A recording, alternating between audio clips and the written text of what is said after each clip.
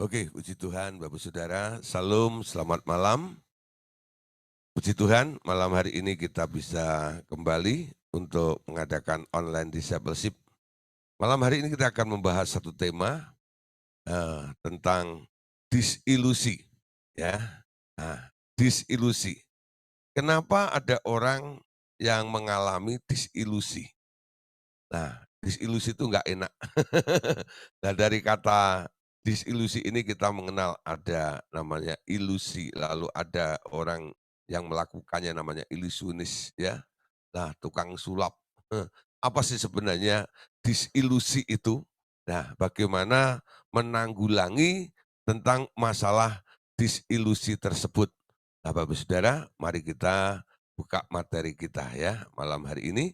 Semoga kita semua memahami dan terbebas dari disilusi tersebut. Nah, Bapak Saudara, perhatikan sekarang ya.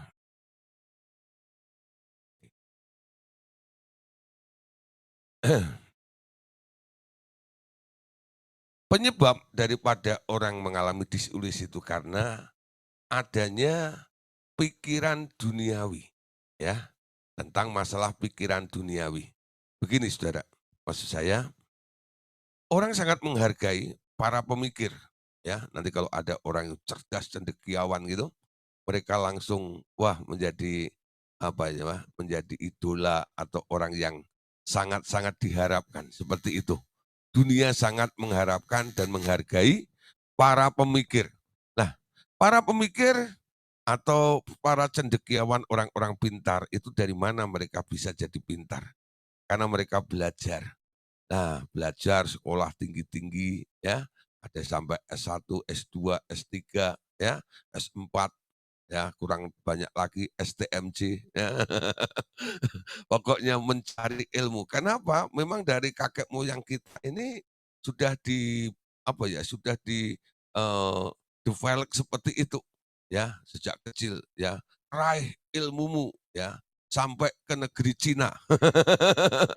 Ya, raih cita-citamu sampai setinggi langit. Nah, mutu-mutu seperti itu membuat orang mulai memacu ya dirinya untuk menjadi siapa yang paling hebat di dunia ini. Nah, Bapak Saudara, tapi kita tahu ya semua ilmu yang ada di dunia ini awalnya kita tahu itu adalah hasil dari buah pengetahuan tentang hal baik dan jahat ya, tentang hal baik dan jahat itu. Nah, sebenarnya dulu Allah ini mau kita ini hidup di bawah pohon kehidupan. Artinya apa pohon kehidupan itu? Hidup mau nurut dan bergantung dengan Tuhan. Nggak perlu mikir, ya. Awalnya seperti itu, nggak perlu mikir. Nah, Bapak Saudara, kenapa manusia menjadi seorang pemikir? Karena adanya kutuk, adanya masalah. Ketika masalah itu ada, manusia itu mencoba untuk berpikir bagaimana mendapatkan way out-nya. Betul? Ya. Kalau nggak ada masalah, Anda kan bisa santai begitu ya. Tapi kalau ada masalah, baru nih, wah, berpikir keras. Bagaimana keluar dari persoalan tersebut? Jadi orang dipacu untuk berpikir karena adanya masalah, bukan? Nah, ketika manusia jatuh dalam dosa, Adam itu dapat imbasnya, walaupun yang melakukan adalah Hawa. Karena engkau mendengarkan perkataan istrimu, maka ya terkutuklah tanah. Jadi ada kata kutuk di situ. Tanah terkutuk, ya. Seonak duri yang akan dihasilkan. Dengan peluhmu engkau akan mencari rezekimu. Itu bunyinya ya dalam kitab Kejadian. Ketika manusia ini diminta tanggung jawabnya oleh Tuhan, ya, Hawa maupun Adam dapat konsekuensinya semuanya. Salah satunya adalah tanah menjadi terkutuk, onak duri yang akan dimunculkannya. Kalau mau dapat sesuatu yang baik, kamu harus mengusahakannya dengan peluhmu. Nah, Pak, apa hubungannya peluh dengan otak atau pikiran? Nah, hubungannya begini, saudara. Kita kan sedang bicara tentang pikiran duniawi ya. Ya, dan awal manusia mulai berpikir. Nah, apa hubungannya peluh dengan berpikir? Gini, ya. Untuk berupaya supaya bisa mendapatkan makanan, manusia harus berpeluh. Tapi lama-lama ya, anaknya Pak Tani itu nggak mau berpeluh. Karena lihat bapaknya, setiap hari dia ada di bawah terik matahari itu, sampai punggungnya itu orang Korea bilang kileng-kileng. Nah itu ya, itu bahasa Koreanya. Kileng-kileng tuh ya, keringat seperti itu. Wah, luar biasa. Lalu si anak tuh mulai gini, aku nggak mau kayak bapak. Ya, lalu dia mulai sekolah menjadi orang pintar, ya. Terus gelarnya ada S1, S2, S3 dan sebagainya, lalu mengadu nasib keluar kota, ya. Di kota inilah mereka diterima oleh perusahaan yang besar. Apa yang dilihat yang menjadi apa ya, satu modal supaya dia bisa diterima dalam perusahaan yang besar itu. Ditanya ijazahnya apa, ya, jurusannya apa, cocok enggak dengan usaha dari perusahaan tersebut ini, bisa melakukan pekerjaan itu atau tidak ya. Nah, lalu ya dikasih PR. Wah, itu orang mulai berpikir, betul enggak ya? Nah, setelah ada kerjaan-kerjaan, dia pikirkan, pikirkan, pikirkan, dia bisa menyelesaikannya. Wah, diangkat lagi dari karyawan biasa jadi manajer. Wow. Terus naik, terus naik, terus naik ya. Lah Bapak Saudara, kita perhatikan di sini. Itulah korelasinya ya, hubungannya antara keringat dengan berpikir. Sebenarnya berpikir, ya lah, itu peres otak. Tetap ada keringatnya juga. Cuman keringatnya nggak sebanyak orang mencangkul. Kalau orang mencangkul keringatnya itu bisa berapa ember gitu ya satu hari. Kalau ditampung sih itu, ya. Nah, tapi orang berpikir, itu nggak ya, itu keringatnya nggak banyak. Walaupun Anda ada di dalam ruangan ber-AC, kalau Anda berpikir keras, nanti Anda pasti cari tisu atau sapu tangan tuh, Anda lap jidat Anda ya. Kenapa? Keluar keringat dari mana? Nah, karena Anda berpikir keras, ada yang berkeringat di sini, walaupun cuma setetes. Tapi satu tetes keringat yang keluar dari jidat Anda karena Anda berpikir itu, nilainya jauh lebih mahal dibanding 2 ember keringatnya si Pak Tani itu, tahu nggak? Ya, lah dari sinilah manusia mulai ya berlomba untuk menjadi para pemikir. Ya, siapa paling cerdas? Siapa yang bisa memecahkan masalah ini dan masalah itu? Tapi kita perhatikan, ya, yang namanya disilusi, ya, itu bukan muncul di kalangan Pak Tani. Ya, Pak Tani itu mengerjakan semua pekerjaannya dengan natural, dengan alami. Pokoknya dia lihat musim menanam dia tanam, dia lakukan ini lalu dia hanya berharap ada mujizat saja. Ya, nanti kalau hujan turun ini dan itu. Cuman itu, ya. Nah, paling usahanya adalah mengalirkan air dari sungai ke sawah itu, bikin parit-parit itu tok gitu, ya. Beda dengan para pemikir itu. Ya, dia mencoba melakukan semuanya. Nah, yang namanya disilusi itu sering dialami oleh atau di dalam kalangan para pemikir. Karena mereka mencoba berpikir ala duniawi, ya. Berpikir ala duniawi. Lah Bapak Saudara, tahukah Anda bahwa sistem atau pola ini merupakan tipuan iblis, ya, yang harus kita bongkar semuanya. Sejak semula manusia telah dibujuk dan ditipu si iblis dengan ya tidak atau disuruh memakan buah pohon pengetahuan tentang yang baik dan yang jahat. Sehingga mereka harus diusir atau dihalau dari taman Eden tersebut. Nah Bapak Saudara, kenapa Allah menaruh manusia awalnya di taman itu? Sebenarnya Allah mau memelihara, Allah mau merawat manusia itu ada di taman itu. Dan di taman itu manusia tak perlu berpikir. Tiap hari, pagi dan sore, hari sejuk, itu Yahweh atau Tuhan Yesus turun menemui manusia. Adam dan Hawa. Untuk apa? Mendidik mereka ala pengetahuan ya dari buah pohon kehidupan. Yaitu Allah mau share ya pikirannya kepada si manusia ini. Sehingga manusia ini boleh mengerti dan memiliki pikiran sama seperti Allah itu sendiri, ya. Tapi setelah manusia itu masuk atau makan buah pengetahuan baik dan jahat itu, sekarang lain ceritanya, Saudara, ya. Nah, perhatikan, seharusnya ya, seterusnya manusia itu terpaksa harus memakan buah pohon pengetahuan tentang yang baik dan yang jahat itu untuk mengatasi kutuk yang ada di bumi ini, ya. Nah, di kalangan para pekerja sekarang bilang, kalau nggak kerja, nggak jangan makan, ya. Siapa setuju? Kalau nggak kerja jangan makan. Ya. Nah, Anda lihat dulu Anda tinggal di mana, Anda ada di sistem mana. Kalau Anda ada di sistem dunia, itu betul, ya. Anda ya kalau nggak kerja nggak makan. Tapi kalau di dalam kerajaan Allah beda sekali, ya. Di situ nganggur pun asal Anda ada di dalam kehendak Allah, ya, Anda makan, ya. Adam dulu nggak perlu kerja.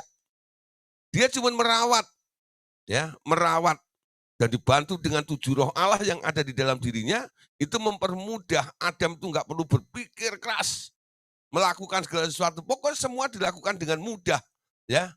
Nah, tidak ada beban di dalam dirinya. Nah, orang semakin banyak pekerjaannya, semakin banyak beban dalam dirinya, bukan?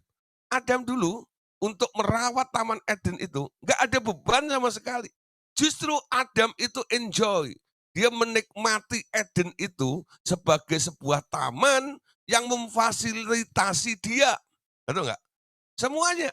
Dia pengen apa saja, semuanya tersedia di taman itu. Ya, ada yang ada cuma sebuah kepuasan, kepuasan, ya, kebahagiaan bersama dengan Tuhan. Amin. Nah, saudara, kita perhatikan, ya, kenapa manusia berubah, ya, keadaannya. Seandainya manusia itu tidak memakan buah pohon itu, ya, dari pohon-pohon pengetahuan baik tentang jahat itu, ia akan tetap hidup karena memakan buah pohon kehidupan yang membuat tubuh dan rohnya tidak akan mati, ya. Bahkan tubuhnya akan terpelihara karena buah pohon kehidupan itu akan memperpanjang umurnya dengan 1 harinya Tuhan lagi, yakni sekitar 1000 tahun setiap kali. Ya, nah Bapak Saudara, perhatikan. Awalnya manusia ini unlimited ketika diciptakan oleh Allah. Allah tidak membatasi umur manusia itu. Tapi Allah bilang, kalau kamu makan buah pohon pengetahuan baik dan jahat itu, kamu akan mati pada hari itu juga. Perhatikan ya, pada hari itu juga, bukan saat itu juga.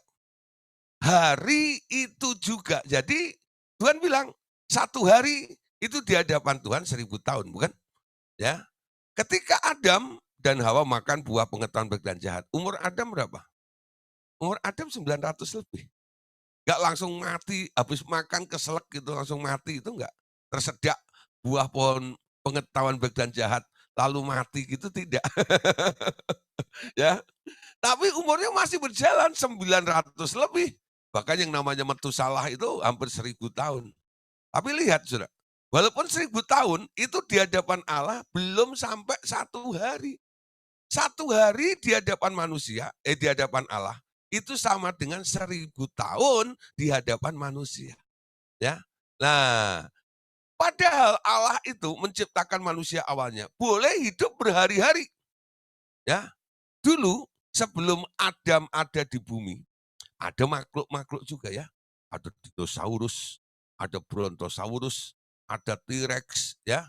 Ya, brontosaurus, dinosaurus, ya, yang lain yang nggak diurus juga ada, ya. Pokoknya yang rus semua itu ya. Nah, umurnya berapa tahun? Kalau Anda pernah sekolah ya, diajar gitu dulu, itu binatang-binatang purba, itu umurnya jutaan tahun bukan? Ya, itu jutaan tahun dulu. Kenapa badannya bisa gede-gede jadi raksasa seperti itu? Karena dia umurnya panjang, ya, umurnya panjang. Itu ribuan tahun umurnya tahun itu, ya pada waktu itu. Binatang itu umurnya bisa ribuan tahun, ya, mungkin jutaan tahun juga. Karena apa? Dia masih pakai kalendernya surga, ya. Satu hari di hadapan Allah, 1000 tahun di hadapan manusia. Jadi kalau ada binatang hidup 1000 tahun, ya, itu baru 1 hari. Nah, manusia hidup kurang dari 1000 tahun, itu kurang 1 hari.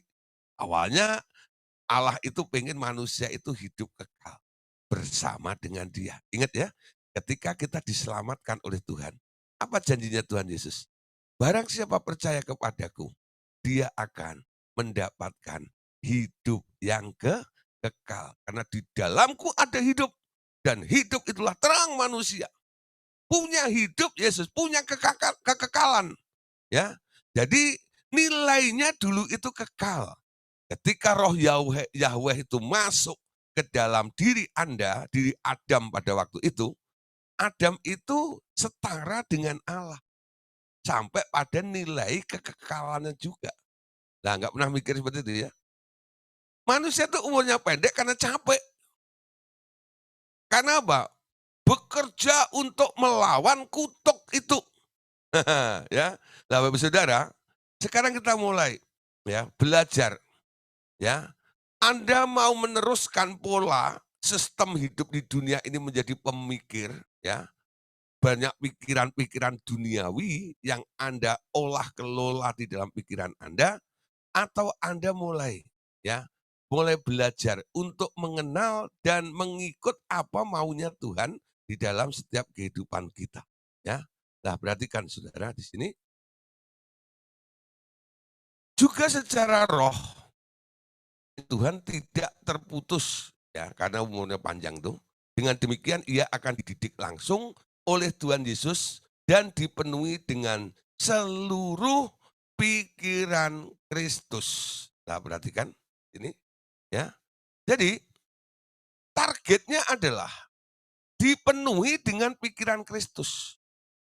Kalau Anda ya, terus mengembangkan pikiran duniawi, pikiran Kristus nggak pernah maksimal di dalam kehidupan kita.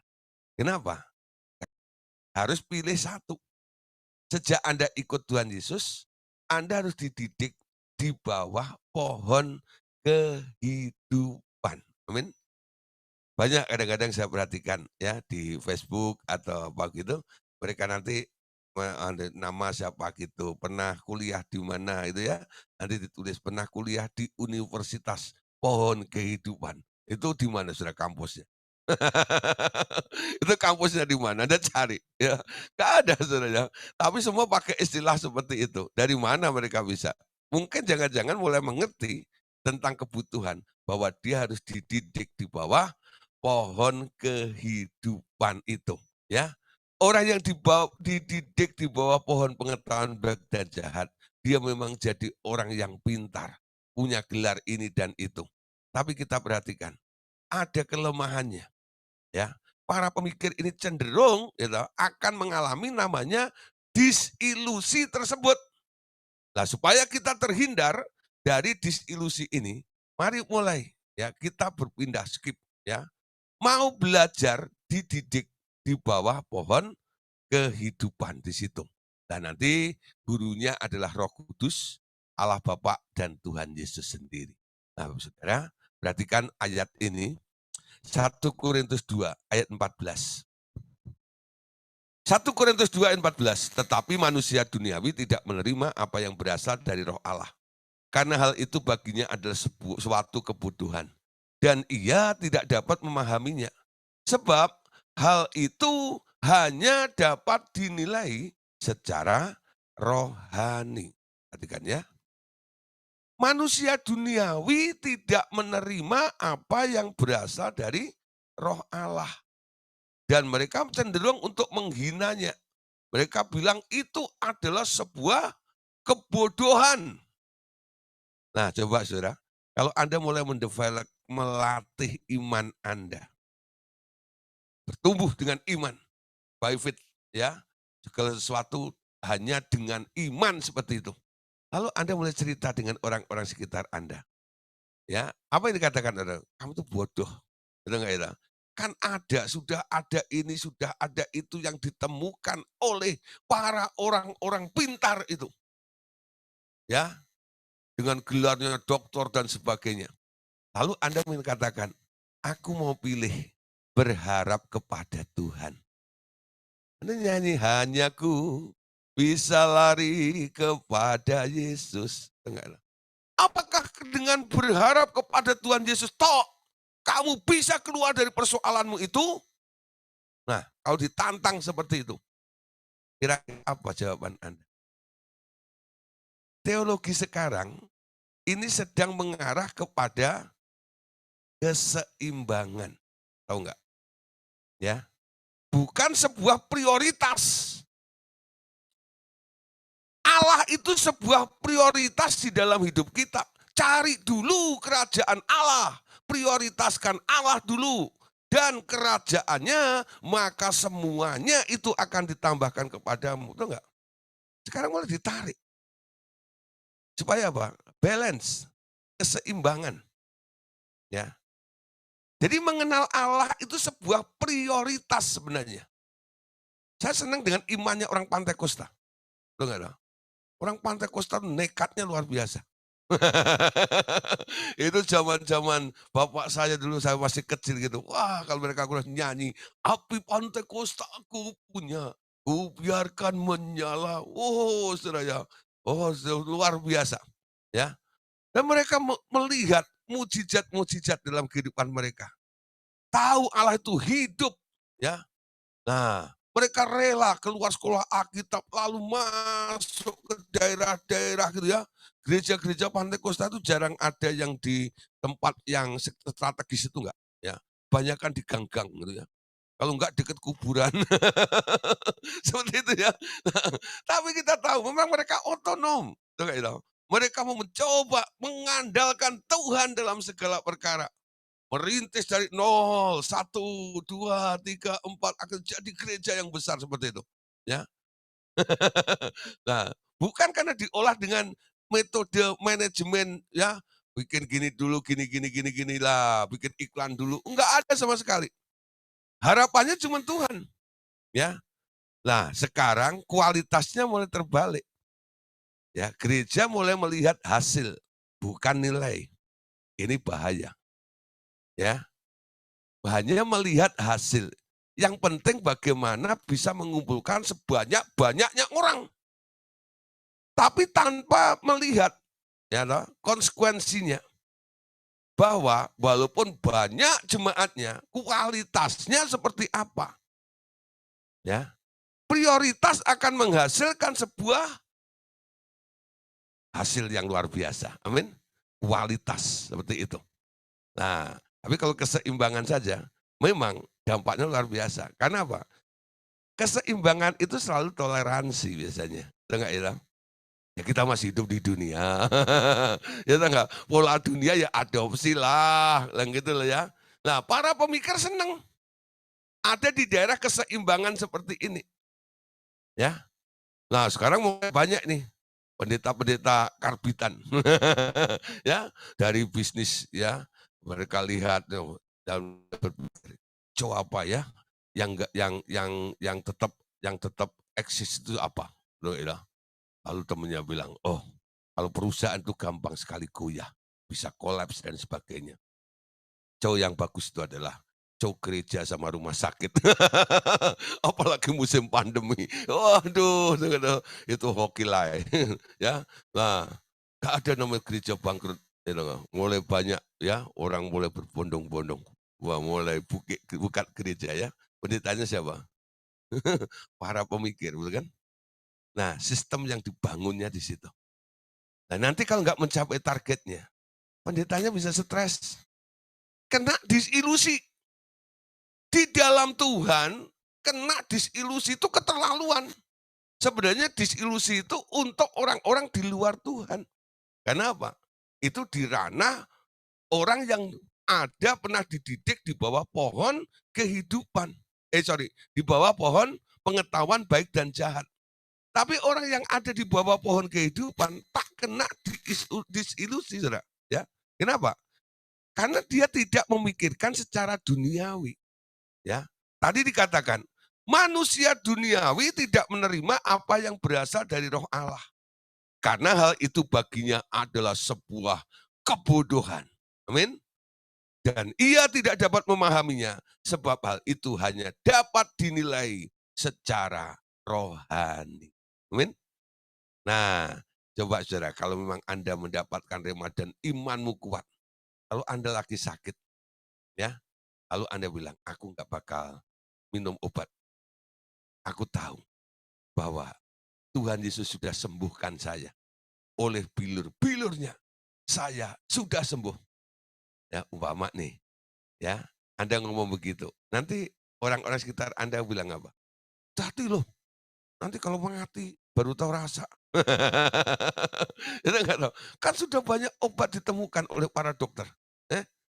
Nah, kalau imanmu lebih daripada dokter, imanmu lebih daripada obat, Anda nggak bakal nyentuh obat. Betul nggak? Saya selalu memberi nasihat kepada beberapa orang yang sedang mengalami masalah. Kalau ada orang sakit, lalu datang, lalu minta didoain. Terus saya pergi ke rumah sakit mendoakan mereka. Saya lihat kondisinya.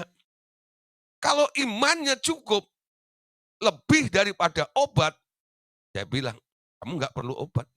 Kamu nggak perlu lama-lama di rumah sakit ini. Kamu harus pulang. Karena apa? Ini tempatnya orang sakit, namanya rumah sakit. Kalau kamu percaya kamu sudah sehat, kamu harus pulang ke rumah. Nah, ekstrem memang bagi orang-orang yang imannya sudah di atas obat. Nah, sekarang kita harus mulai, ya. Anda harus mulai develop iman Anda. Lebih daripada itu. Ketika hal itu terjadi, Anda akan tampil sebagai lebih daripada pemenang. Betul enggak? Orang melihat, itu enggak itu? Betul ya? Firman Tuhan itu. Iman adalah segalanya, dasar dalam kehidupan kita. Iman itu bersandar kepada Tuhan. Ya, katakan sepatah kata saja, maka hambaku itu pasti sembuh itu. Amin. Nah, perhatikan sekarang 1 Korintus 3 ayat 19. Apa yang dikatakan oleh Paulus dalam 1 Korintus 3 ayat 19? Karena hikmat duniawi ini adalah kebutuhan bagi Allah, sebab ada tertulis, ia yang menangkap orang berhikmat dalam kecerdikannya. Ya, Paulus itu nulis ayatnya itu lucu-lucu juga ya. Berarti kan tadi sebelumnya 1 Korintus 2:14 katakan bahwa manusia duniawi tidak menerima apa yang berasal dari Roh Allah. Hal itu baginya adalah sebuah kebutuhan dan ia tidak dapat memahaminya sebab hal itu hanya dapat dinilai secara rohani. Di pasal yang ketiga ayat 19. Nah, ini dari pihaknya Allah. Katakan, hikmat duniawi ini adalah kebodohan bagi Allah. Ya. Jadi ada dua hal ya. Satu, kalau Anda memakai kacamata duniawi, gitu enggak? Anda akan melihat hikmat Allah itu sebagai kebodohan. Tapi kalau Anda memakai kacamatanya Tuhan, Anda akan bisa ngomong ya bahwa hikmat duniawi itu kebodohan. Ya. Nah, itu bedanya. Orang dunia memandang hikmat Allah itu sebuah kebodohan, Allah juga memandang hikmat manusia itu sebuah kebodohan juga. Lah mana yang bodoh? Tergantung Anda di pihak mana. Kalau Anda di pihak Allah, Anda akan bisa berkata, ya enggak? Seperti Paulus katakan tadi itu, ya. Dikatakan karena hikmat duniawi ini adalah kebodohan bagi Allah. Sebab ada tertulis ia yang menangkap orang berhikmat dalam kecerdikan. kebaikannya. Ya, nah Bapak Saudara, kenapa ada orang kecewa di dunia ini? Ya, mungkin Anda juga yang pernah kecewa, bukan? Kenapa bisa terjadi kekecewaan dalam hidup kita? Nah, ya, kenapa ada namanya kecewa. Nah, teman saya pakai istilah kuciwa, itu saking kecewanya, kekecewaan, ya. Nah, semua hasil pemikiran manusia duniawi yang berdasarkan buah pohon pengetahuan tentang yang baik dan yang jahat itu adalah kebodohan bagi Tuhan. Ketika dosa dan kutuk manusia sudah ditebus oleh darah Tuhan Yesus, maka pencarian hikmat duniawi adalah kesia-siaan saja. Perhatikan ya. Jadi perhatikan, ketika dosa dan kutuk manusia sudah ditebus oleh darah Tuhan Yesus, maka pencarian hikmat duniawi adalah kesia-siaan saja. Bapak Saudara, Paulus yang menulis ayat 2 ayat tadi itu, baik dari sisi manusia maupun dari pihaknya Allah tadi. Dia bukan orang bodoh, dia murid Gamaliel, ya, dia ahli Taurat, dia orang pintar, ya. Bukan orang yang nggak sekolah seperti itu loh. Tapi perhatikan, Paulus itu memiliki statement yang banyak sekali. Salah satunya begini, ya. Ketika setelah aku mengenal Tuhan, semua itu hanya sampah saja. Pernah pernah dengar Paulus ngomong gitu? Semua aku anggap sebagai sampah saja. Cara memandangnya seperti itu. Dulu menjadi suatu hal yang sangat berarti. Yang dikejar, kejar terus. Orang sekolah itu bayarnya mahal. Betul nggak? Mahal. Ya. Makanya kalau orang bilang, lu belum tahu. Gue beli mahal nih.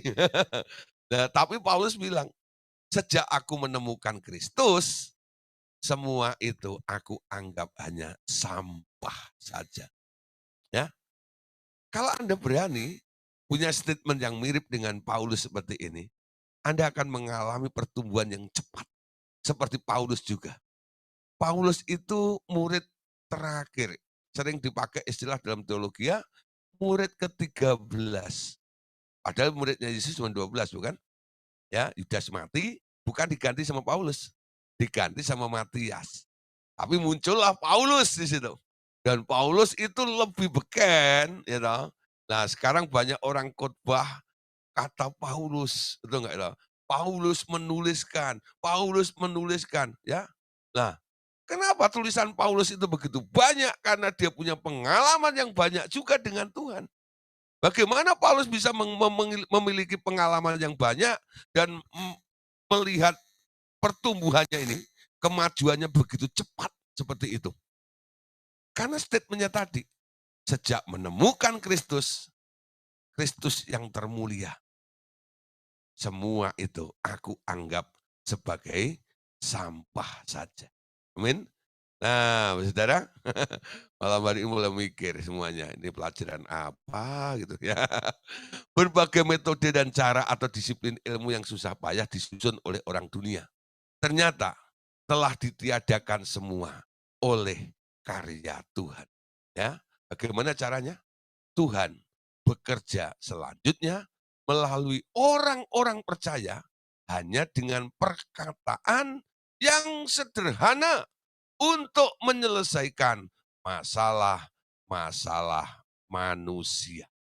Ya, nah, Bapak Saudara, perhatikan orang yang berharap pada Tuhan itu lucu. Ya, orang-orang sederhana katanya, kalau kamu punya masalah gini, ya pokoknya nanti adalah gitu ya. Itu kalimat seperti itu. Karena ini dianggap harus ada sebuah ininya loh, mekanismenya tuh seperti ini. Konsepnya apa ini? Ya, caranya bagaimana? Ya, langkah-langkah apa, step by step apa yang harus dilakukan. Nah, kadang-kadang seperti itu ya. Itu para pemikir selalu begitu. Tapi orang beriman, cuman kelihatannya pasrah dengan Tuhan saja. Tapi hatinya bergantung kepada Dia. Kalau orang nggak punya hubungan dengan Tuhan, lalu berharap pasrah-pasrah, itu sebenarnya orang-orang yang sedang frustasi sebenarnya. Ya, itu bukan beriman, ya. Nah, nanti kita akan belajar bedanya iman itu apa, ya, pengertian iman yang benar itu seperti apa. Nah, Bapak Saudara, sekarang lihat, ya, kita harus mengalami perpindahan dulu, pindah cara berpikir, ya. Bagi yang sudah pindah dari sistem duniawi ke dalam sistem surga, jerih payah mereka dapat diatasi oleh sebuah kalimat penuh dengan otoritas surga saja. Ya. Nah, sekarang alat kerjanya bukan otak, bukan otot. Alat kerjanya sekarang adalah ucapan Anda. Amin. Kau berfirman, ya enggak? Dan sembuhkanku. Kau bersabda dan selamatkanku. Tiada yang mustahil bagimu. Yesusku percaya padamu. Amin. Sekarang lihat, orang-orang yang berkuasa dibidik di bawah pohon kehidupan. Sekarang harus melatih omongannya. Katakan sepatah kata saja, maka sesuatu pasti terjadi. Amin. Nah, melatih, ya. Orang-orang di kalangan spiritual, ya, mereka dukun-dukun, tukang santet, ya, tukang-tukang hipnotis gitu. Kenapa mereka bisa ngomong begitu lalu tunduk semuanya gitu. Ya. Nah, kita ini bukan orang-orang religius sebenarnya. Bukan orang-orang agamawi. Tapi sejak Anda percaya kepada Tuhan Yesus, Anda menjadi orang Kristen ini, ya enggak? Disebut Kristen ini, sekarang Anda menjadi orang rohani, orang spiritual, betul nggak? Nah, orang-orang dunia yang memakai spirit yang lain, mereka bisa menembus di daerah roh. Mereka tanpa berpikir, mereka hanya mengucapkan sesuatu, semuanya bisa jadi. Kenapa anak-anak Allah, orang-orang Kristen kalah sama dukun? Karena pendidikan tentang ini jarang diajarkan. Ya, karena kekristenan sudah mulai masuk kepada keseimbangan tadi itu. Harus nalar, seperti gitu ya. Ya, di bawah pohon kehidupan kadang-kadang tidak nalar. Gak masuk akal, coba nih ketika ada masalah, ada tukang pajak datang. Ya, ketika itu murid Tuhan Yesus sedang kumpul dengan gurunya sama Tuhan Yesus. Lalu salah satu muridnya bilang, "Guru, guru, guru, itu ada tukang pajak." Dia panggil si Yudas sebagai bendaharanya. "Yud, Yud." Ya, gak enak, das, das. Yudas ini. Ya, kas ada berapa? Habis. Tuhan Yesus itu geleng-geleng. Pokoknya setiap tanya kas selalu habis. Si Yudas, Yudas, duit dikorup terus ya. Lah, habis ya. Tuhan Yesus nggak pedulikan, memang harus membayar kan. Lalu dia suruh muridnya, pancing ikan. Ya, nanti ikan yang pertama, buka mulutnya. Ada koinnya nanti. Betul, saudara. Dan itu pas semuanya. Bisa buat bayar, pajak buat murid-murid, dan pajak buat Tuhan Yesus sendiri. Nah, saudara, perhatikan. Bagaimana menyelesaikan sebuah masalah? Ngomong. Ya, nurut omongannya Tuhan tadi. Coba kalau murid ini ngedumel. Sejak kapan ikan makan koin? Mana ada? Anak-anak saja si guru itu. Ya, kira-kira dia dapat ikan enggak? Enggak dapat. Kenapa? Ngedumel, menggerutu, itu enggak? Tapi muridnya ini tahu persis apa yang dikatakan Tuhan. Itu pasti terjadi. Ya, meyakini, percaya kepada omongan Tuhan itu. Setelah Anda percaya kepada omongan Tuhan, nanti Anda akan percaya dengan omonganmu sendiri. Ya enggak? Banyak orang kadang-kadang ragu dengan omongannya sendiri. Kalau dia doa gitu, selalu banyak kata semoga, bukan? Semoga Tuhan. Oh kiranya, gitu. Semoga kiranya, semoga kiranya. Itu kurang yakin. Nah, berarti kan, apakah Tuhan Yesus bilang semoga nanti ada ikan, ya, ada duit di dalam mulutnya ikan itu? Enggak. Yesus tuh ngomong sebuah kepastian. Amin. Kalau Anda dididik di bawah pohon kehidupan, Anda ada di daerah kebenaran. Omonganmu sebuah kebenaran. Amin. Yang Anda omongkan itu ada realitanya, ada kepastiannya. Kenapa? Anda bukan sedang membayangkan sesuatu, tapi Anda sedang melihat sesuatu. Amin. Itu bedanya orang beriman. Nah, kita mulai masuk di sini. Ya, cita-cita keinginan itu sedang membayangkan sesuatu yang belum dia lihat. Tapi iman itu melihat Anda menuju kepada apa yang Anda lihat, walaupun mata kasatmu belum melihatnya. Yang dilihat oleh mata roh. Atau Anda mendengar Tuhan berbicara, berjanji kepada Anda. Amin. Nah, Bapak Saudara, jangan terlalu banyak berpikir. Kalau sampai pikiranmu salah, Anda kena ilusi. Ya. Nah, orang yang menderita karena berpikir salah itu disebut disilusi nantinya.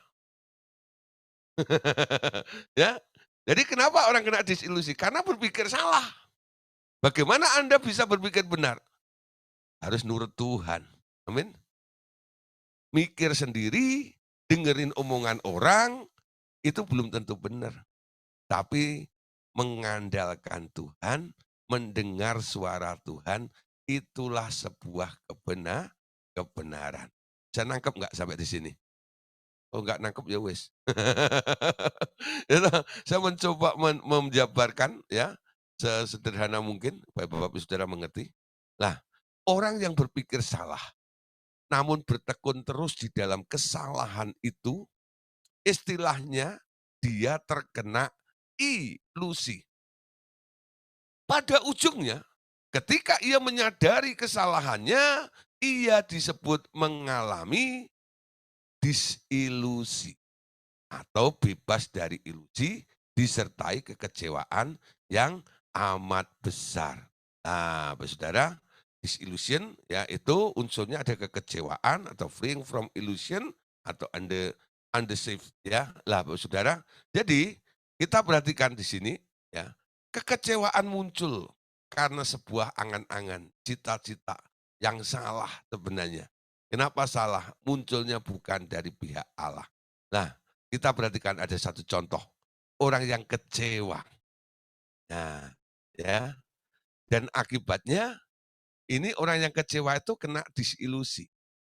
Matius 11 ayat yang ke-6. Matius 11 ayat yang ke-6. Dan berbahagialah orang yang tidak menjadi kecewa dan menolak aku. Ya, saya tahu nih saya kasih gambar ini supaya Anda ngerti. Ayat ini maksudnya adalah Yohanes Pembaptis. Ya, nah satu hari Yohanes Pembaptis itu menegur Raja Herodes karena dia mengambil Herodias, ya istri Filipus itu dijadikan istrinya. Itu Yohanes sebagai nabi besar dia bilang, gak pantas kamu. Ditegur seperti gitu loh. Herodes itu wah tersinggung juga, tapi karena Yohanes itu punya masa, dia nggak berani apa ya bertindak semena-mena gitu loh. Nah, dia dendam di dalam hatinya. Nah, ketika anaknya Herodias itu ulang tahun, ya, dia tanya, "Nak, minta apa? Hadiah apa? Setengah kerajaan pun akan papa beri." Oh, karena aku udah dapat mamimu. Itu nggak tahu, luar biasa ya. Lah, akhirnya si anak ini datang ke mami. "Mah, ya, papa tanya, ya, papa tanya, minta apa?" Karena dia menari depan raja ini dan raja sangat sangat senang sekali gitu loh. Lalu dia berjanji, apapun yang kau minta, setengah dari kerajaan pun pasti akan aku beri. Lalu si Herodias ini juga kayak yang tersinggung juga. Karena ditegur di depan umum itu, lalu dia bilang gini, mintalah kepala Yohanes Pembaptis ditaruh di atas. Ya terus ditanyakan gitu ya. Nah tapi sebelumnya, memang Yohanes itu setelah menegur itu dipenjara oleh si Raja Herodes ini. Sebelum cerita itu tadi. Ya. Nah, ketika ada di dalam penjara, Yohanes itu menyuruh muridnya untuk menjumpai Tuhan Yesus. Untuk bertanya, betulkah? Betul nggak ya? Engkau itu Mesias. Karena aku ini kan disuruh untuk membuka jalan bagi si Mesias itu. Betulkah engkau itu Mesias? Ya. Lalu Tuhan Yesus bilang kepada murid-murid Yohanes, apa yang kamu lihat? Orang buta melihat, orang lumpuh berjalan. Tahu nggak? Apalagi orang punya utang kebayar dan sebagainya ya. Nah, orang mati dibangkitkan. Katakan, apa yang kamu lihat itu, sampaikan kepada Yohanes itu. Ketika muridnya itu sudah mau pergi, ya, Tuhan Yesus bilang, sini, ya, tambah lagi satu. Ingat ini, pesankan kepada Yohanes ini. Matius 11 ayat 6 ini, ya, jangan lupa bilang sama Om Yohanes Pembaptis itu. Dan berbahagialah orang yang tidak menjadi kecewa dan menolak aku. Yohanes itu kecewa. Kenapa dia kecewa? Bukankah dia yang membuat Yesus ini jadi selebritis rohani? Ketika dia dibaptis oleh Yohanes, Yohanes bilang, lihatlah anak domba Allah yang menghapus dosa manusia. Ikutlah dia. Itu enggak ada. Biar aku semakin berkurang, dia semakin bertambah. Jadi Yesus itu populer karena dipromosikan oleh Yohanes juga. Betul enggak?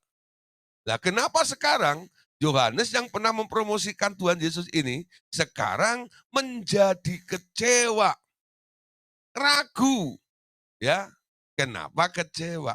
Nah, kemungkinan saudara, ya, memang di Alkitab tidak dicatat, tidak pernah ditulis. Ketika Yohanes Pembaptis ini masuk dalam penjara, maka Yesus dan murid-muridnya menengok besuk Yohanes ke penjara itu. Ada enggak? Enggak ada. Lah, kenapa Yesus enggak apa namanya? Enggak menengok Yohanes, mengunjungi Yohanes di penjara itu. Kalau bilang hutang budi, ada hutang budi juga ya. Tapi kasihan Budi, tiap hari punya hutang nanti. Ya. Ya. Tapi kita perhatikan, kenapa kelihatannya Tuhan Yesus itu kok enggak perhatian kepada Yohanes. Nah, kita tahu ya, Yohanes itu adalah batas akhir dari orang perjanjian lama. Yesus itu diutus untuk orang-orang perjanjian baru. Targetnya adalah orang-orang perjanjian baru. Yohanes bukan targetnya. Alkitab bilang, dengar, di antara orang-orang yang pernah lahir dari perempuan, tidak ada yang lebih besar daripada Yohanes Pembaptis. Artinya apa? Yohanes itu dikategorikan orang yang lahir dari perempuan. Tapi orang yang lahir dalam kerajaan surga lebih besar dari Yohanes Pembaptis. Jadi ada perbedaan ya. Orang yang percaya Tuhan Yesus, dia masuk kerajaan Yesus. Yohanes termasuk di luar. Jadi bukan sebuah target pelayanan Yesus itu. Makanya Yesus nggak salah nggak ngunjungin dia. Kenapa dia sibuk dengan pelayanan di kerajaannya seperti itu. Yohanes itu mikir, kalau dia itu Mesias, datang dari Allah, paling nggak nengok gua lah. Lalu bilang, yo, yo, ya, baik-baik ya di penjara, ya, sabar. Aku cari pengacara dulu, nanti tak kirim supaya kamu bisa dibebaskan gitu ya. Itu harapannya si Yohanes seperti itu kan. Tapi Yesusnya nggak kunjung nongol ke penjara itu. Makanya dia suruh murid-muridnya, coba tanya, benar nggak itu Mesias? Masa Mesias nggak nengok saya? Nah, tadi Yesus menangkap, ini kayaknya Yohanes kena disilusi. Ya, dia membayangkan sesuatu yang salah, tahu nggak ya? Jadi dia nggak berpikir, bagi Yesus, aku diutus hanya domba-domba Israel ini. Jadi bukan targetnya, betul nggak? Dia hanya teman mempelai. Kita gereja Tuhan adalah mempelainya. Ketika ya mempelai laki-laki itu berjumpa dengan mempelai perempuan, itu basementnya harus menyingkir. Yohanes itu nasibnya hanya sampai jadi basement aja. Ya, jadi pendamping mempelai laki-laki. Setelah mempelai laki-laki ketemu gerejanya, dia harus tersingkir seperti itu loh. Ya, nah dia kecewa, kena disilusi. Ini Yohanes ya, lihat saudara, nabi besar, ya penuh Roh Kudus, masih kena disilusi. Kenapa? Dia berpikir yang salah. Berpikir tentang Tuhan Yesus yang salah. Awalnya dia mempercayai dia Mesias. Sejak dia mulai meragukan tentang Tuhan Yesus ini, itu yang membuat dia jadi kecewa dengan keadaannya. Amin. Nah, banyak orang Kristen kadang-kadang seperti itu kan. Kenapa orang Kristen kena disilusi? Anda berpikir salah tentang konsepnya Tuhan. Ya, tentang konsepnya Tuhan. Mari kita lihat ayat berikutnya. Ya, ada orang yang berpikir salah juga, lalu kena disilusi juga. Nah, Markus 10 ayat 22. Mendengar perkataan itu, ia menjadi kecewa, lalu pergi dengan sedih sebab banyak hartanya. Ya, satu kali ada seorang anak muda yang kaya. Boleh dikatakan kalau sekarang mungkin dia profesional muda itu ya. Sudah kaya, rohani pula. Kalau Anda melihat anak muda yang kaya, rohani, gelarnya tinggi, usahanya luar biasa, itu kayaknya, Anda bilang, ini cocok untuk jadi mantu saya gitu ya. Kriteria mantu itu begitu gitu. Satu kali ya, profesional muda yang rohani ini datang kepada Yesus. Dia tanya, "Guru, ya nah, guru yang baik," ya nah. Lalu Yesus interupsi, "Gak ada yang baik, baik cuman Allah." Ya, nah terus ada apa? Ya, eh, apa yang harus aku lakukan supaya aku mencapai kesempurnaan? Kalau kamu mau sempurna, ya lakukan dong hukum Taurat. Jangan mencuri, jangan membunuh. Wah itu semua sudah saya lakukan. Saya sudah melakukan 10 hukum Taurat itu. Waduh, ya kaya sudah rohani pula ya. Lalu Yesus bilang gini, kalau mau komplit, kalau mau sempurna, satu lagi.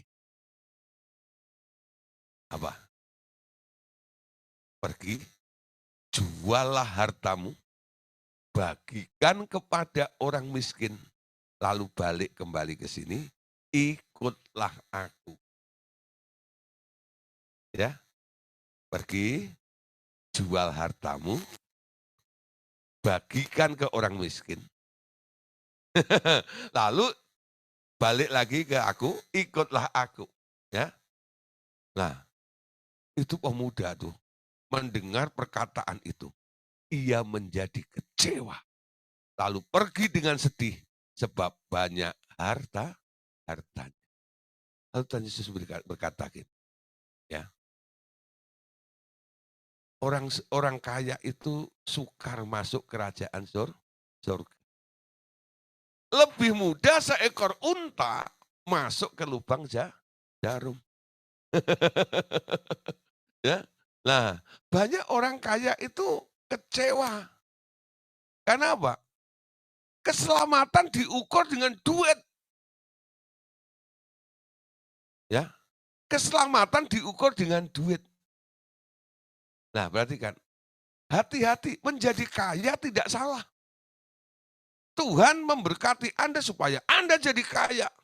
Dia datang untuk memberikan hidup dan hidup dalam segala kelimpahan. Dia yang kaya rela menjadi miskin supaya kamu yang miskin menjadi kaya oleh karena kemiskinannya. Dia mau Anda jadi kaya. Amin. Tapi, kadang-kadang, jangan sampai kalau Anda jadi orang kaya, Anda sulit untuk masuk surga. Kenapa? Kekayaan jangan diandalkan menjadi sebuah andalan di dalam kehidupan Anda. Ya, anak muda ini berpikir ketika dia mau datang kepada Tuhan Yesus. Kalau contoh ya, dia punya duit mungkin anggap aja 1 M gitu ya. Nah, dia mulai berpikir gini, nanti kalau Tuhan Yesus minta duit saya 50 juta, 500 juta, tak kasih ya, 50-50 dengan Tuhan. Ya. Kalau Tuhan Yesus minta 750 juta, tak kasih. Saya masih punya 250 juta. You know, Tuhan Yesus minta 900 juta, tak kasih. Ya, aku masih punya 100 juta. Tapi apa yang terjadi? Tuhan Yesus mau habisin semuanya. Ya, jualah seluruh hartamu. Bagikan ke orang miskin. Lalu datang kepadaku, ikut aku. Kenapa pemuda ini nggak berani ikut Yesus? Karena mungkin dia pernah dengar Yesus khotbah. Khotbah apa? Serigala punya liang, burung di udara punya sarang. Tapi anak manusia yang dimaksud dia tak punya tempat untuk meletakkan kepalanya. Bantal aja kagak punya. Ikut Yesus yang nggak punya bantal aja nggak punya, atau nggak? Langsung tempat meletakkan kepalanya. Eh, Aduh, saudara. Apakah Yesus pernah kekurangan? Oh tidak, saudara. Ya, Yesus tuh kaya selama di dunia ini. Karena banyak istri-istri pembesar itu kasih angpau kepada Tuhan Yesus. Lo nggak ya? Iya. Nah, kenapa ketika ditarik pajak itu nggak ada duitnya? Itu yang salah Yudas tuh. Suka cek duitnya Yesus. Duit kas tuh ya. Sebenarnya Yesus itu nggak pernah kekurangan, sudah. Ya, nggak pernah kekurangan. Ikut Yesus juga gitu, nggak pernah kekurangan. Ada saja tiap hari makannya steak. Sampai orang tuh makan terus, diundang makan sana, diundang makan sini ya. Nah, makan enak dengan Tuhan itu. Nah, kenapa pemuda ini kecewa? Karena dia berpikir, Tuhan pasti tidak akan menyinggung masalah harta saya. Tapi Tuhan tahu, hatimu terikat dengan harta itu. Segala sesuatu kamu ukur dengan uangmu. Kalau uang menjadi segalanya dalam hidup Anda, Tuhan akan berkata seperti kepada anak muda yang kaya ini. Ya, dengar. Mungkin hari ini ya, ada Pak Dwi Cahyono. Jual hartamu. Kenapa kok aku bilang begitu? Lah nanti Tuhan jawab, kamu masih melekat dengan harta, mungkin gitu ya. Ini contoh saja nih. Saya percaya Pak Dwi sudah enggak melekat dengan harta. Amin.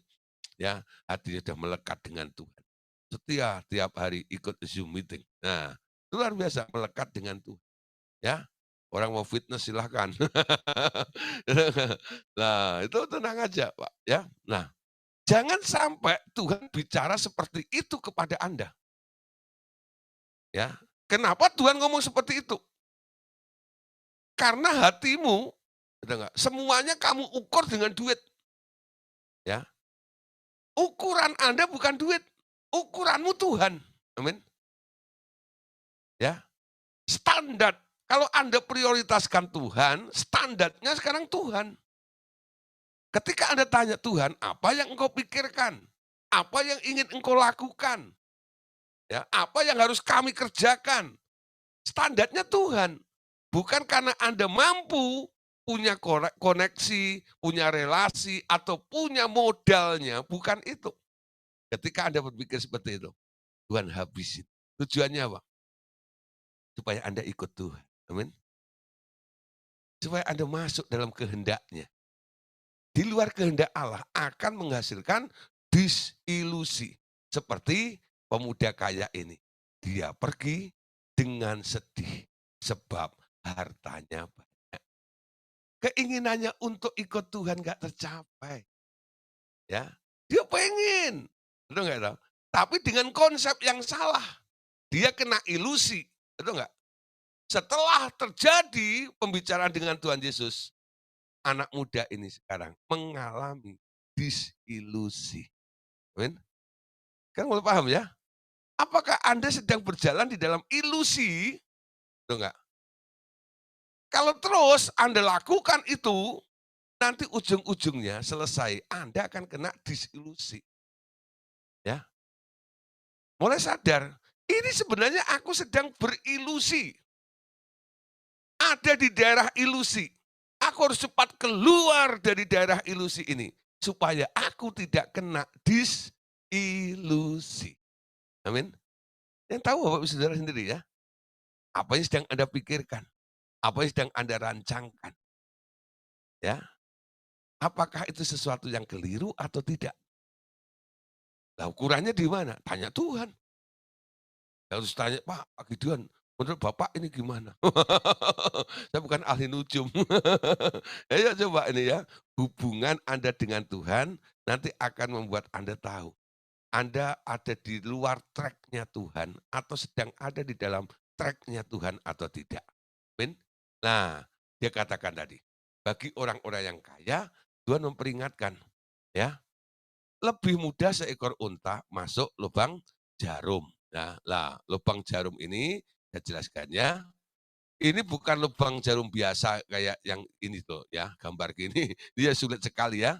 Nah, ternyata lubang jarum itu di Israel itu, nah ada pintu utama, ya ada pintu utama. Nah, nanti itu para musafir itu kalau pergi ya, itu bisa lewat ini, pintu utama itu tinggi seperti itu, ya. Nah ini tinggi ya. Nah, kalau sudah malam, pintu utama itu ditutup. Tapi ada pintu kecil di sini ini, ya. Nah, pintu kecil ini lebih rendah daripada si onta itu. Bagaimana onta itu bisa masuk lewat pintu kecil ini supaya bisa masuk ke dalam benteng itu? Dia harus ditanggalkan dulu semua bebannya, lalu disuruh jongkok, ya, di depan pintu ini, kakinya dilipat, ya, kepalanya terulur ke dalam, nanti itu tuannya atau yang punya yang musafir ini akan dorong pantatnya unta itu masuk ke dalam. Baru si unta ini nanti bisa masuk ke dalam itu. Lah, saudara, jangan sampai Anda gara-gara bebanmu banyak harus masuk pintu itu, saya harus dorong pantat Anda. Supaya bisa masuk Pak Simon ya, masuk dulu. Dorong dulu. Nah, jangan jadi orang Kristen dorongan ya. Nah, jangan-jangan itu onta tadi itu, ya. Nah, sekarang kita supaya tidak terus ada di dalam ilusi dan mengalami disilusi, kita harus masuk dalam kebenarannya. Amin. Nah, Yohanes 8 ayat 32. Perhatikan. Yohanes 8 ayat 32. Dan kamu akan mengetahui kebenaran, dan kebenaran itu akan memerdekakan kamu. Amin. Nah, ayat ini ayat terkenal, bukan? Kamu akan mengetahui kebenaran, dan kebenaran itulah yang akan memerdekakan kamu. Nah, kebenarannya apa? Banyak, ya enggak? Kalau Anda belajar di bawah pohon kehidupan, Anda akan menemukan kebenaran, kebenaran, dan kebenaran. Tapi kalau Anda belajar di bawah pohon pengetahuan baik dan jahat, yang Anda tahu cuman, oh ini baik, oh ini jahat. Ya. Nah, oh ini baik, oh ini jahat.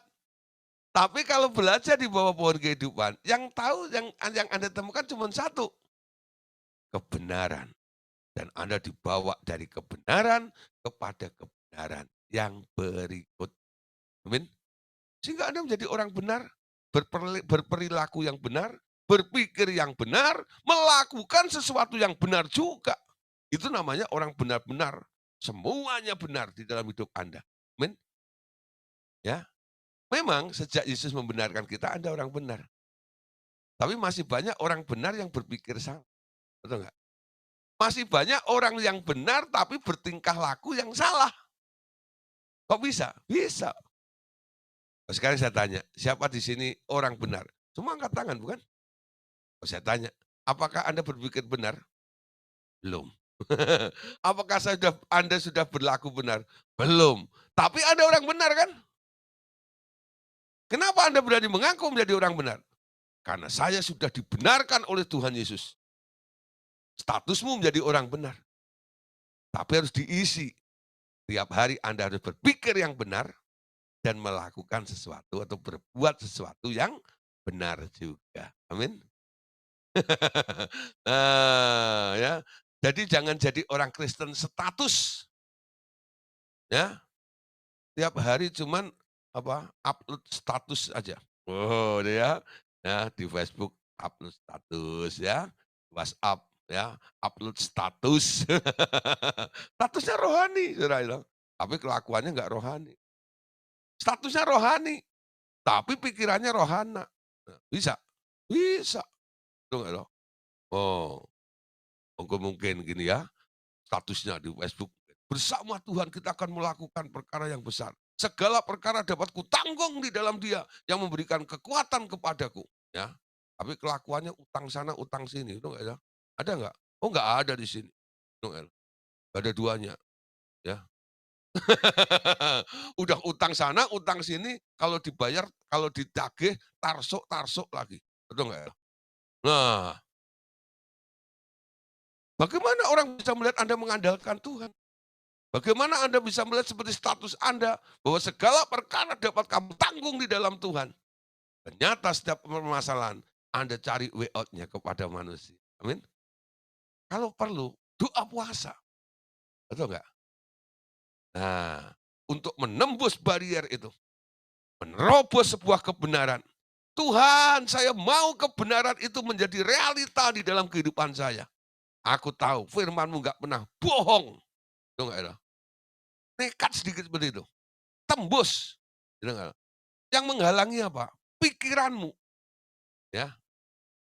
Nah, idealis. Nah, coba mulai belajar. Kita bukan sedang hidup untuk idealis, bukan, ya. Tapi kita masuk pada sebuah kebe kebenaran. Amin.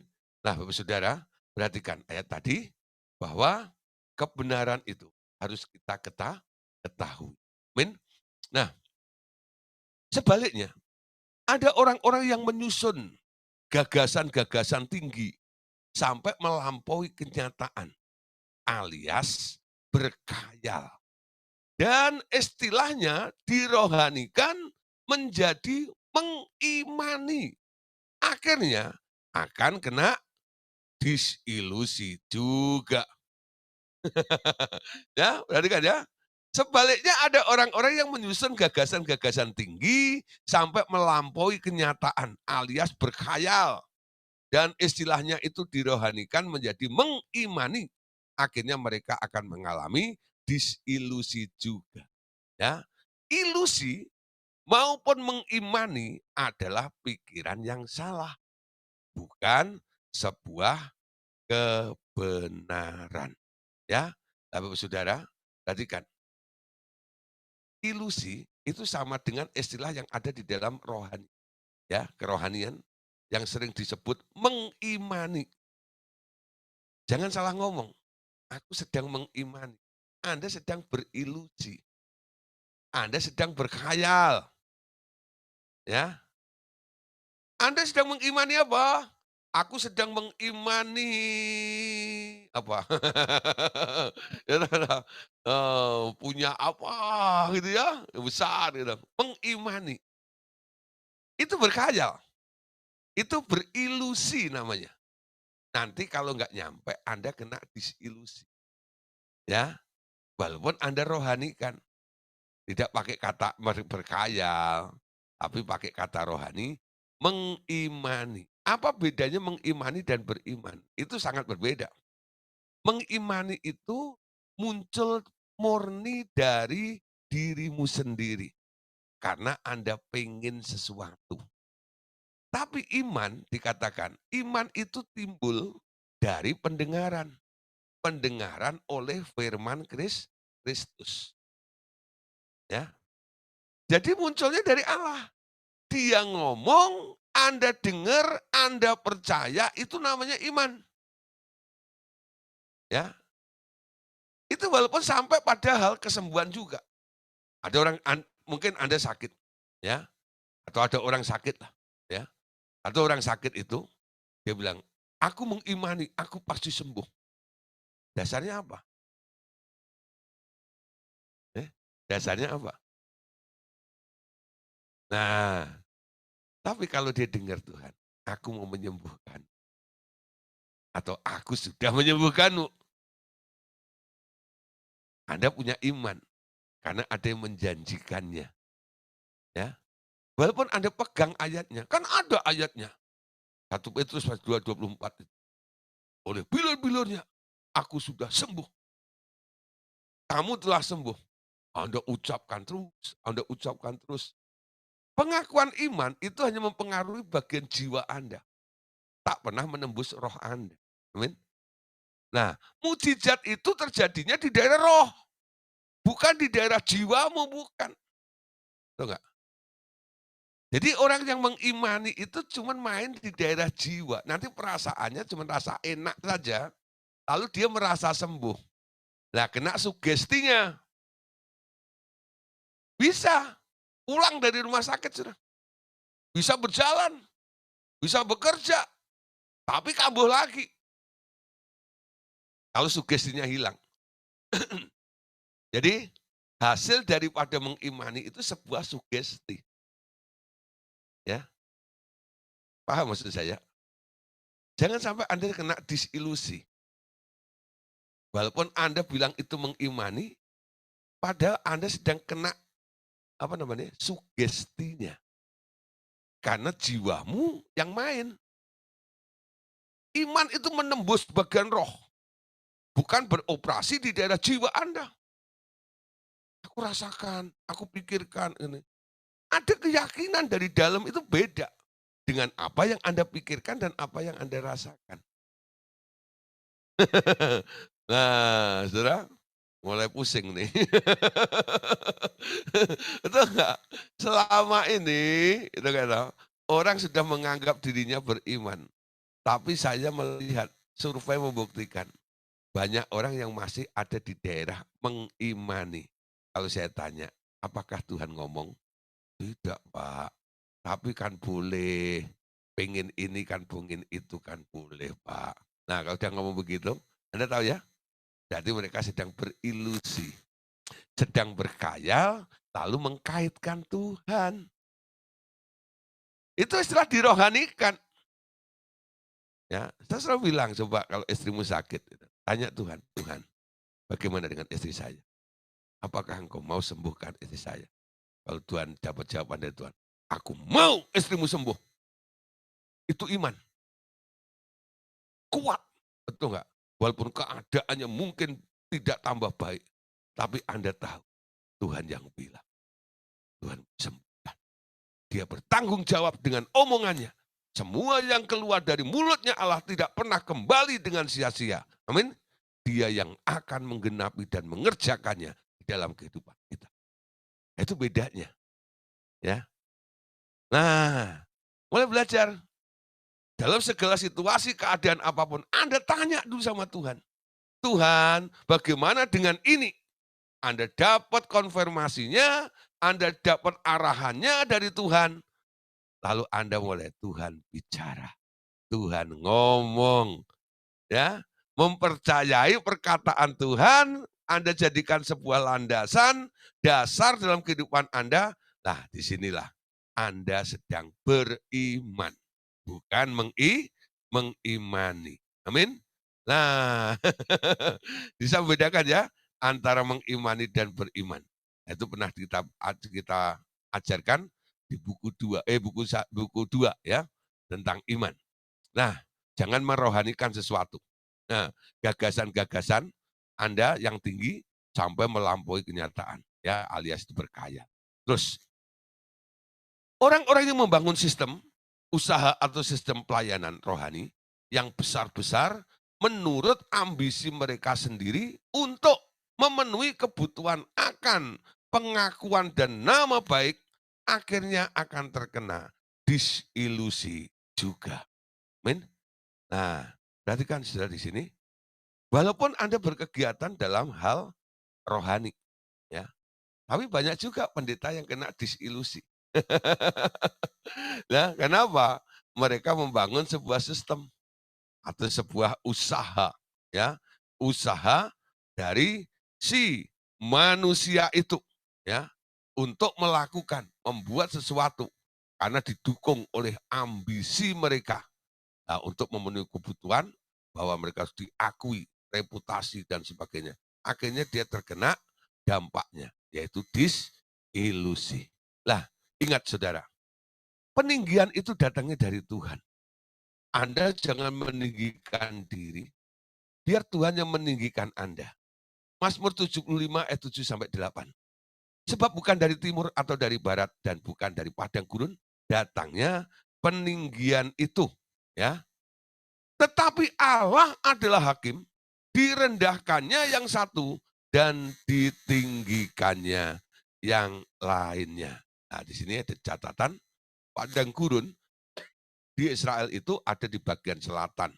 Jadi peninggian pasti datang dari utara, di mana gunung Allah berada, yakni diduga di lingkup bintang Orion, jauh di sebelah utara sana. Ya, nah, saudara, Daud tahu persis bahwa peninggian itu datangnya dari Tuhan.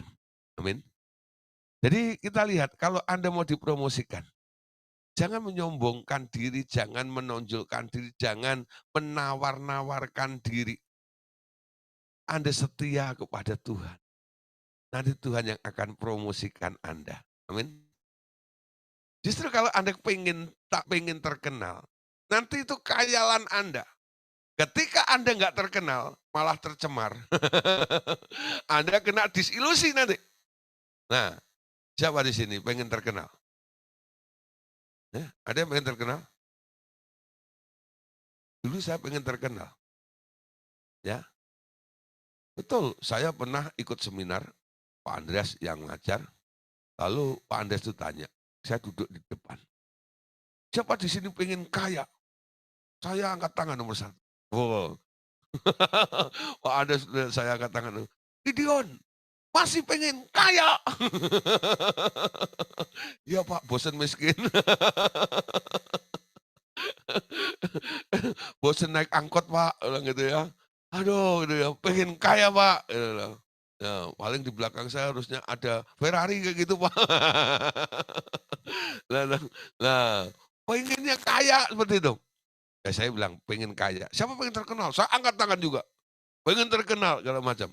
Lalu Pak Andreas jelaskan, ya, jangan berambisi, jangan hidup di dalam ilusi. Nanti kamu akan kena disilusi. Oh, ya, saya tarik keinginan saya. Saya nggak pengen kaya, saya nggak pengen terkenal. Lalu Tuhan kasih ayat ini, ya, bahwa peninggian itu datangnya dari timur, bukan dari timur dan dari barat, bukan dari padang gurun datang peninggi, tapi Allah hakim, direndahkannya yang satu dan ditinggikannya yang lain. Ya, peninggian datang dari Tuhan. Promosi itu datangnya dari Tuhan. Amin. Percaya nanti. Ya, kalau Tuhan sudah mempromosikan Anda, Dia yang meninggikan. Tak ada satu tangan pun yang mampu bisa merendahkannya. Amin. Jika Tuhan merendahkan, tidak ada satu pun yang bisa mengangkat untuk meninggikan Anda. Nah, hidup di tangan Tuhan. Nah, tadi sebelum awal saya ajak nyanyi, ku di tanganmu, ku di hatimu, ku di pikiranmu, ku di rencanamu. Tak pernah tersendiri, tak pernah ditinggalkan oleh Tuhan. Rencana Allah terjadi luar biasa di dalam setiap kehidupan kita. Amin. Nah, sekarang kita mengerti ya, apa dampaknya. Bahwa adanya ilusi akan membawa sebuah dampak, yaitu disilusi dalam diri Anda. Nah, kalau Anda sedang berilusi malam hari ini, stop, jangan berkhayal. Seandainya aku punya sayap. Nggak usah ya. Nah, Anda mulai nih, seandainya aku punya Tuhan, ya. Pasti aku punya Tuhan. Kalau aku punya Tuhan, aku bisa terbang tinggi bagai Raja Wali, mengatasi bukit tinggi. Ya. Wah, luar biasa. Bersama dengan Tuhan.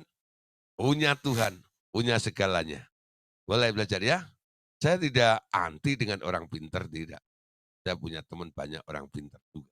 Ya, tapi jadilah orang pintar yang cerdik juga. Orang pintar yang mengandalkan Tuhan. Murid Tuhan Yesus bukan melulu orang-orang notabene tukang ikan tok. Ada dokternya juga ya, dokter Lukas juga. Tapi itu dokter yang rendah hati juga. Di dalam Zoom meeting ini banyak dokternya juga. Ya, walaupun saya ngomong seperti ini, mereka nggak pernah tersinggung. Karena apa? Mereka tahu apa yang saya sampaikan ini adalah sebuah kebenaran. Amin. Ya. Banyak orang kadang-kadang, "Oh jangan kau pakai Tuhan itu menyinggung orang." Saya nggak menyinggung. Saya menyampaikan sebuah kebenaran supaya kita hidup di dalam kebenaran tersebut. Amin. Kamu akan mengetahui kebenaran dan kebenaran itulah yang akan memerdekakan kamu. Amin. Puji Tuhan, ya. Malam hari ini sampai di sini dulu. Besok kita akan lanjutkan pelajaran kita bagaimana pengetahuan dari dua pohon itu. Amin. Nah, selamat malam. Tuhan Yesus memberkati kita semuanya. Amin.